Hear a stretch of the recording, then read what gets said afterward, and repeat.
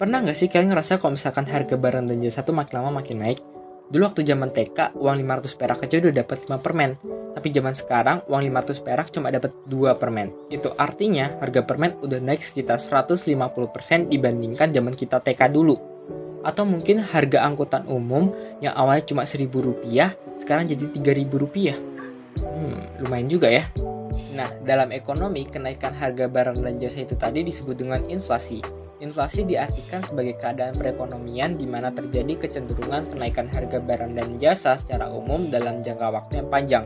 Selain kenaikan harga, inflasi juga diartikan sebagai penurunan nilai mata uang. Gampangnya gini, barang atau jasa yang kita beli dengan uang 100.000 10 tahun lalu itu nggak sama dengan apa yang bisa kita dapetin dengan jumlah uang yang sama di tahun ini. Banyak yang mengira kenaikan harga barang dan jasa setiap tahun ini merupakan cerminan perekonomian yang buruk.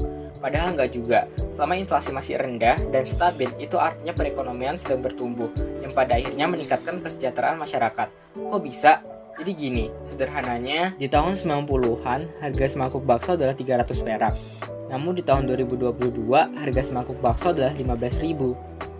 Sepertinya nggak akan menjadi masalah kan bagi kita di tahun 2022 ini membeli semangkuk bakso dengan harga 15.000. Ini terjadi karena adanya inflasi diimbangi dengan kenaikan upah atau gaji karyawan.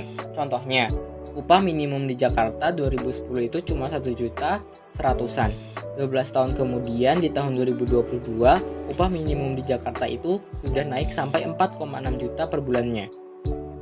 Contoh lainnya, saat terjadi inflasi wajar, perusahaan akan lebih giat memproduksi barang karena akan lebih banyak mendapatkan keuntungan, dan ini akan berdampak baik bagi perekonomian.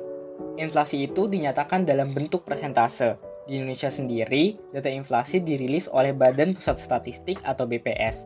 Jadi, BPS memonitoring pergerakan harga barang dan jasa mulai dari harga kebutuhan pokok, perumahan, listrik, pendidikan, kesehatan, transportasi, bahan bakar, sampai rekreasi. Nantinya BPS akan mengelola data harga barang dan jasa sampai mengetahui besarnya indeks harga konsumen. Dari sana BPS akan bisa menghitung besarnya persentase inflasi. Kita coba lihat data inflasi 3 tahun terakhir di Indonesia. Pada tahun 2019 terjadi inflasi sebesar 2,72%. Itu artinya secara rata-rata terjadi kenaikan harga barang dan jasa sebesar 2,72%. Pada tahun 2020 dan 2021 terjadi penurunan inflasi di bawah 2%. Ini terjadi karena daya beli masyarakat yang masih lemah akibat COVID-19.